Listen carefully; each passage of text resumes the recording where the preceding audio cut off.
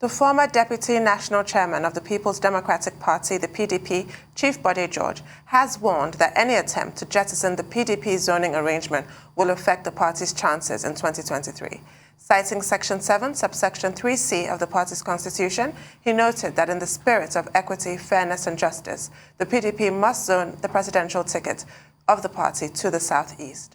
Recalling how the founding fathers of the PDP came up with the idea of zoning, he said the leaders took the decision to ensure equity and fairness, just as he urged the National Working Committee of the party not to ignore it.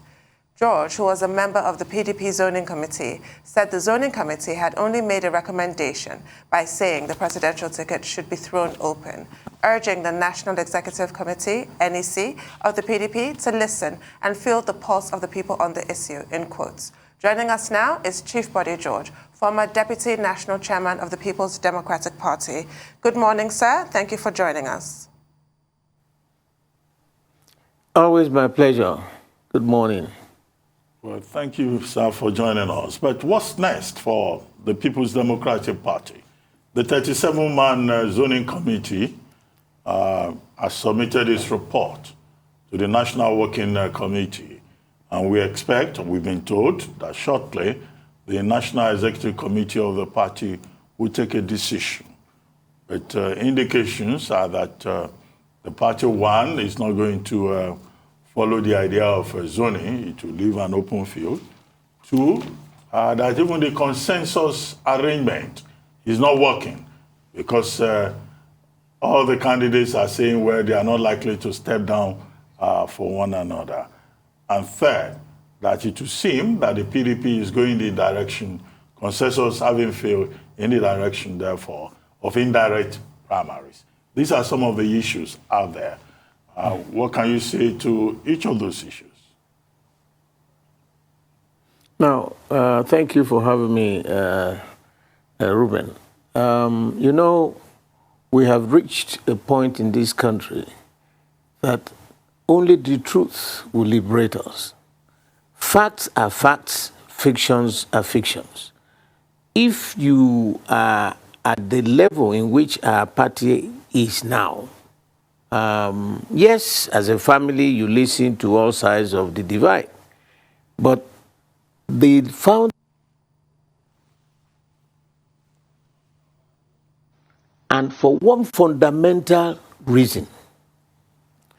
One, they thought, look, what can we do? This was 1998 when General Abu Salami was, on his way out. People like Chibola Ige from the southwest, Papa Lesekweme from the southeast, Jimo Bodo, Papa Solomon La, Papa Shiroma, Alaji Bamanga Tuku, Professor Amino, all kinds of people who had been active participants from the First Republic. They came together and they said, look, what can we do to make sure that these khaki boys don't come back to government? One. Two, the friction that was generated from the very First Republic on the issue of the majority having their way and the minority are onlookers, both North and South. So they created these 6 geopolitical zones. And they also created 6 top positions in the land. The president, the vice president, the senate president, the speaker of the house, the secretary to the government, and the national chairman of the party. So that friction that was generated of some people being perpetually in power and some others just looking on was removed. That friction was completely removed because every zone will go home with one of these top positions. And after 8 years, it should be rotated. All positions from the north will come to the south, all positions from the south will go to the north. And that was the political spinal cord of our party. It was the culture, the norm of the PDP.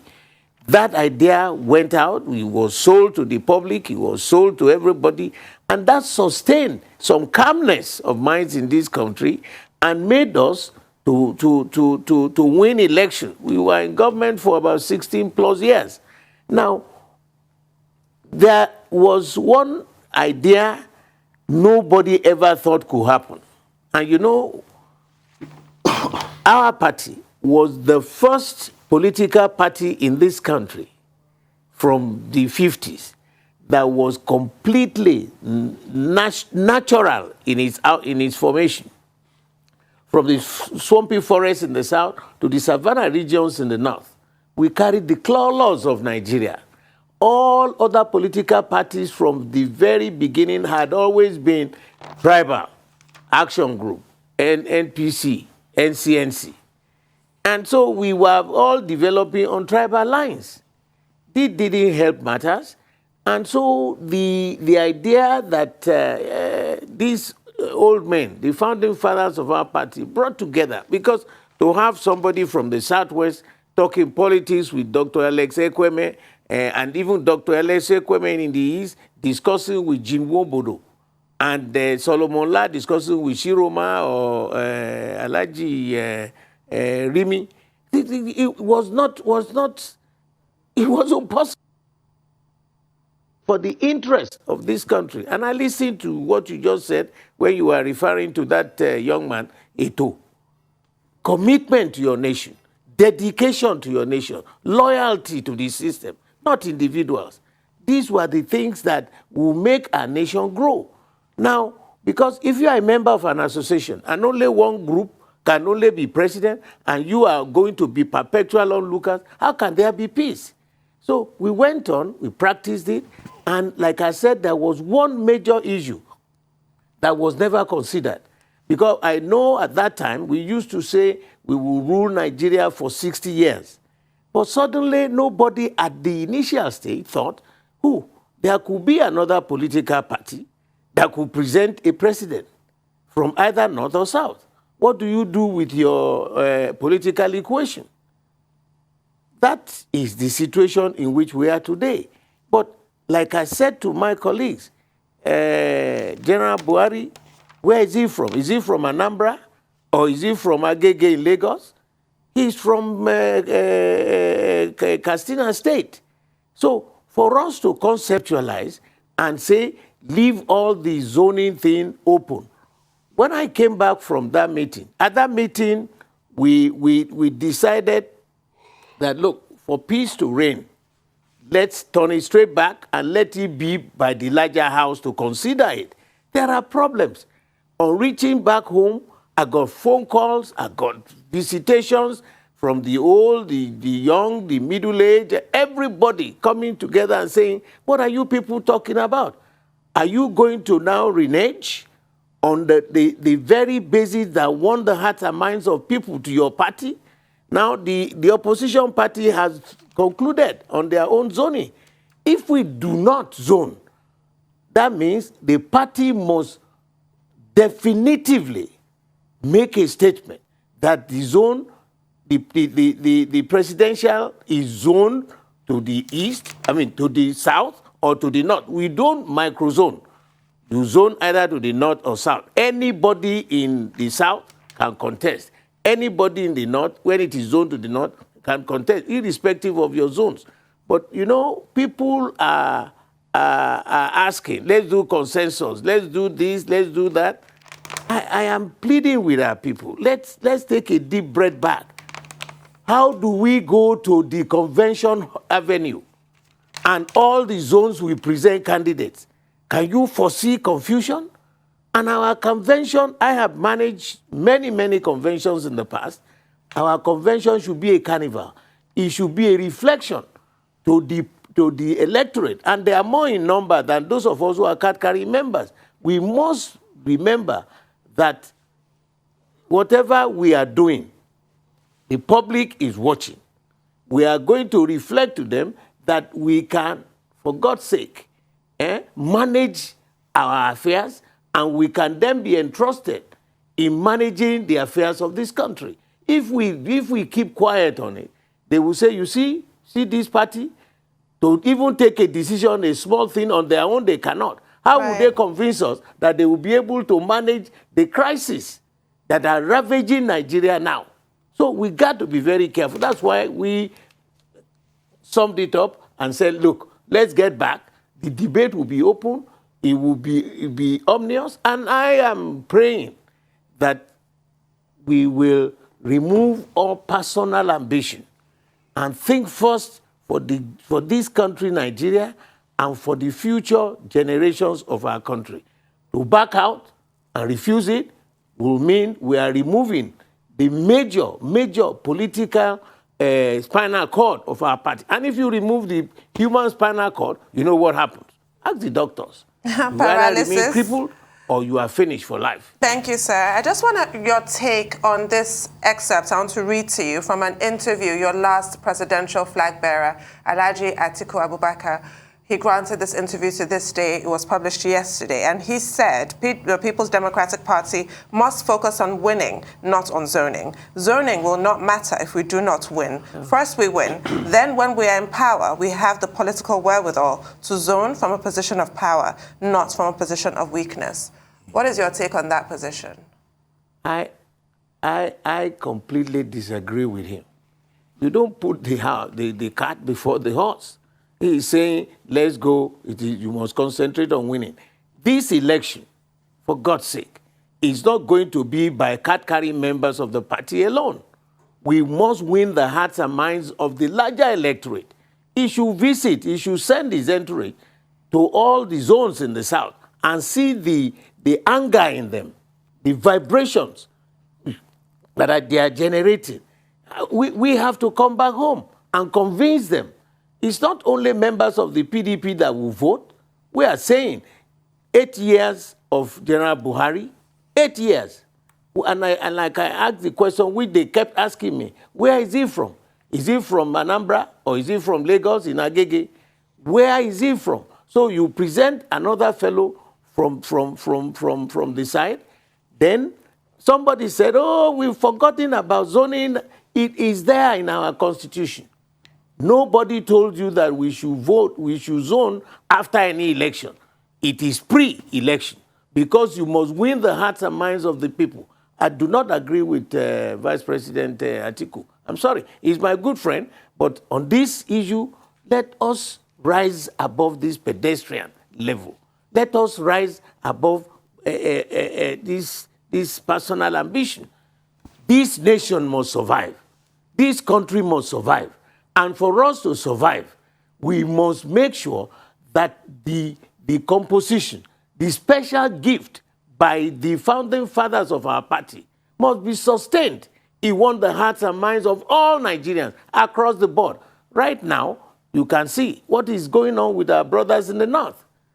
You hear the insecurity matters, and for the first time in the history of this country, I'm listening to Northern elders who are asking Oga to resign. Why are they asking him? It means they are not feeling too happy there.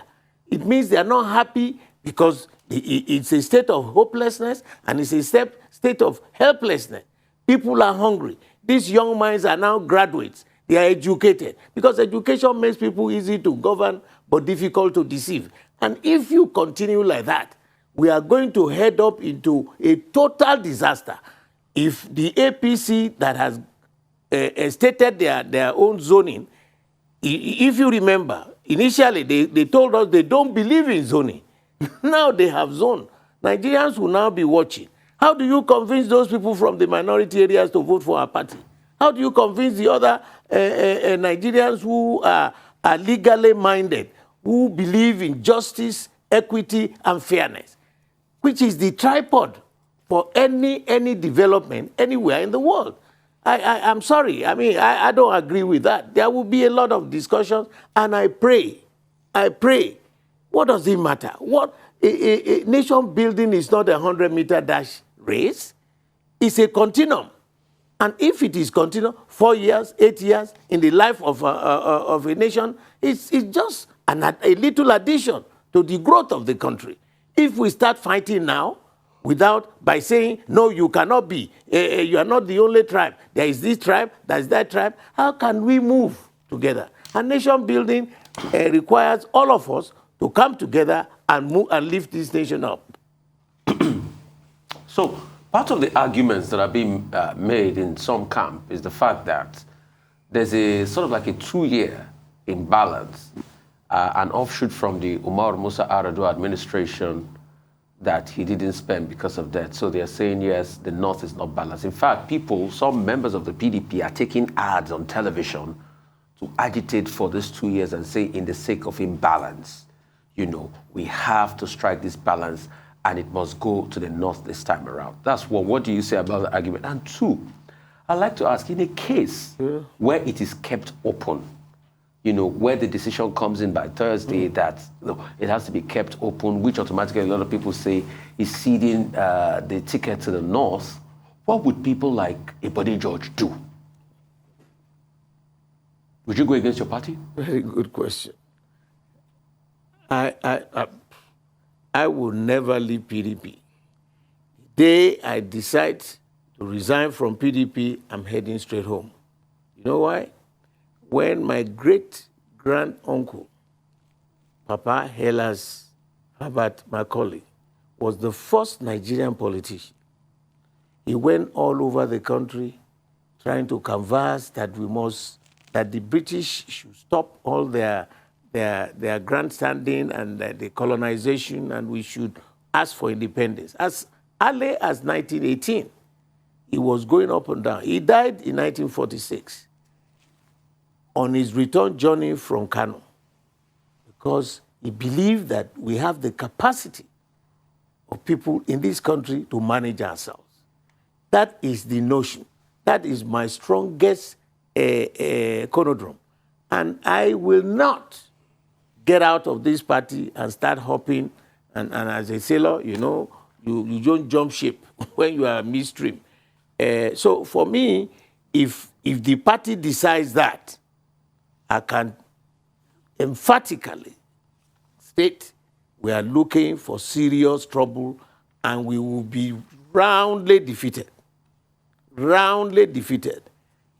A warning shot is a good lesson for us to think about it. I believe if we get there and you think it is going to be perpetual, people will now start the analysis. We have people all over the place who are saying, forget about your personal ambition. Let's talk about how this country can grow. Turn by turn, Nigeria Limited. What's wrong in that? What's wrong in doing that? Like I said, it's not a 100-meter dash race. It's a continuum. Every generation will come and build up. But let us say, like I said to my very close friends from the North, you know what I said to them? I said, if this had happened in the South, how would you feel? If it had happened in the South. And I have no qualm. I was in the military. My best friend is still a Fulani man till I die. My best friend is still alive. But it has nothing to do with tribes. Let there be equity. Let there be justice. Let there be fairness in whatever we do. If we, a three-legged body, equity, justice, fairness, is a three-legged body. Very stable platform. The moment we remove one leg, it becomes wobbling. And then eventually it will do what? It will collapse. Let us not go through that route. We will be doing an incalculable damage to this psychological minds of majority of people who are not card-carrying members. We will plead at the meeting. We must not go to voting.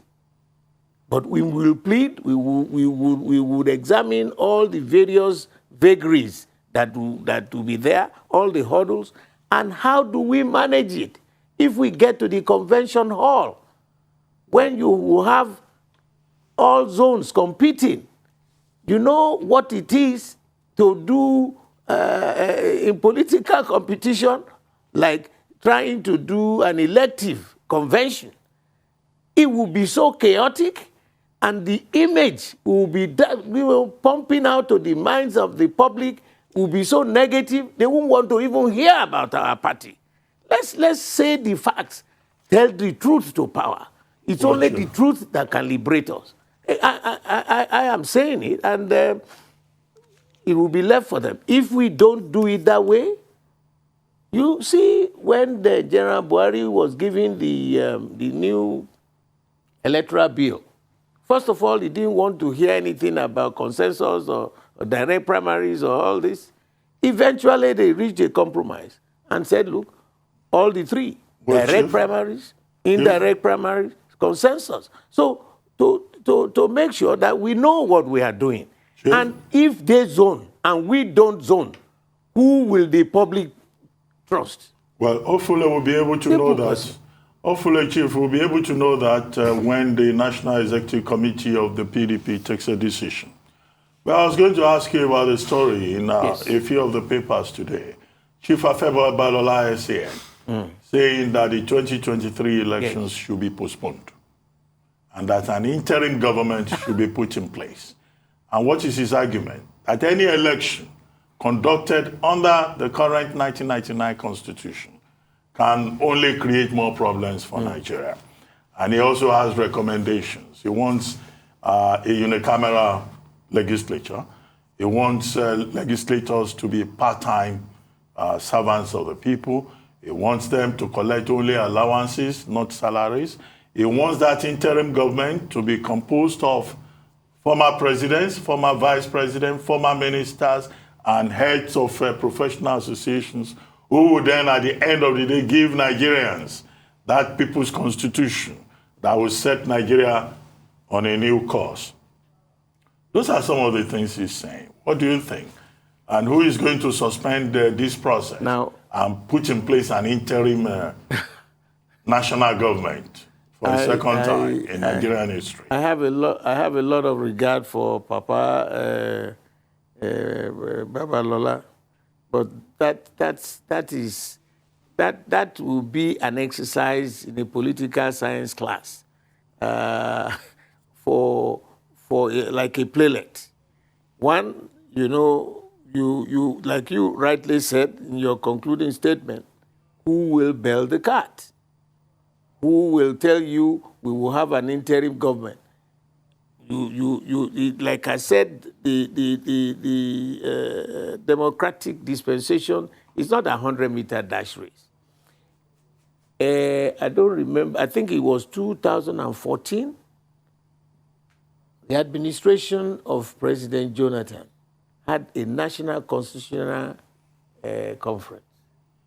All these things that Papa is saying to us now were all debated and unanimously at the plenary session put across for debate and voting, unanimously adopted. That report is still there. I have said this severally, that the present administration should bring up the report, because when the conference wound up, we submitted this report to the government, then President Jonathan. He took it to the Federal Executive Council and they made certain little adjustments. All that remained was for him to take the report to the National Assembly for discussion. And then, because of time, the exigency of time, he couldn't do it. That report was handed over to President Buhari. Where is the report today? It was exclusive, it was detailed, all the things that Papa is talking about now were all there. The devolution of this country into the states. Give powers, reduce the power at the center, give powers to the states. Let them manage themselves because they are much closer to the people. We borrowed the American Constitution, but we borrowed it half. Look at the insurgency, look at the insecurity in this country today. People muted the idea of having state police.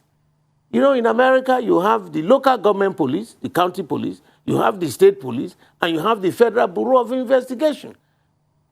3 arms of policing. And they still have the crisis of people shooting, people killing, and all that. But here we are.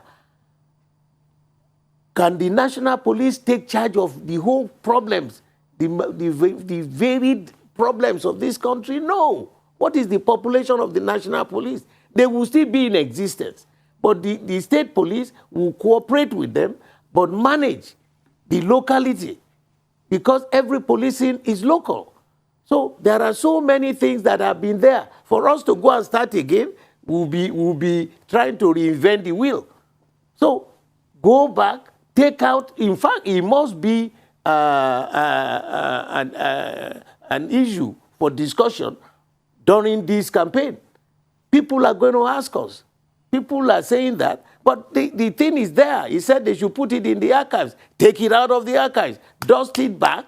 I remember one time the majority leader in the Senate was saying they want to do a constitutional review. They were doing town hall meetings, and I remember I said to him, what are you doing?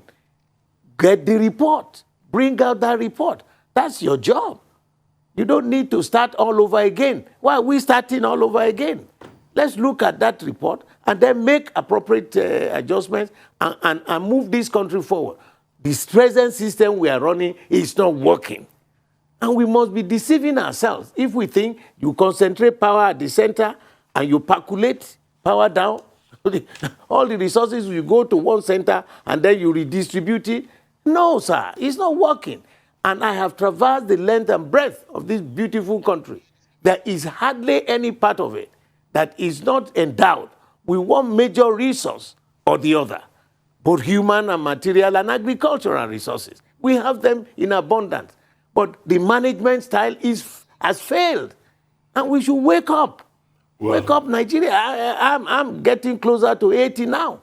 I've seen this country from the 60s, from the 50s and all that, and we're still marching on the same spot. I mean, come on. I mean, what is going on? Well, it can't be. It's a developmental issue. Okay. We must build it up. We must develop and make it better than the previous administration. Yes, Chief Bode George. Chief George, on that note, we'd like to thank you very much for joining us on The Morning Show. Thank you.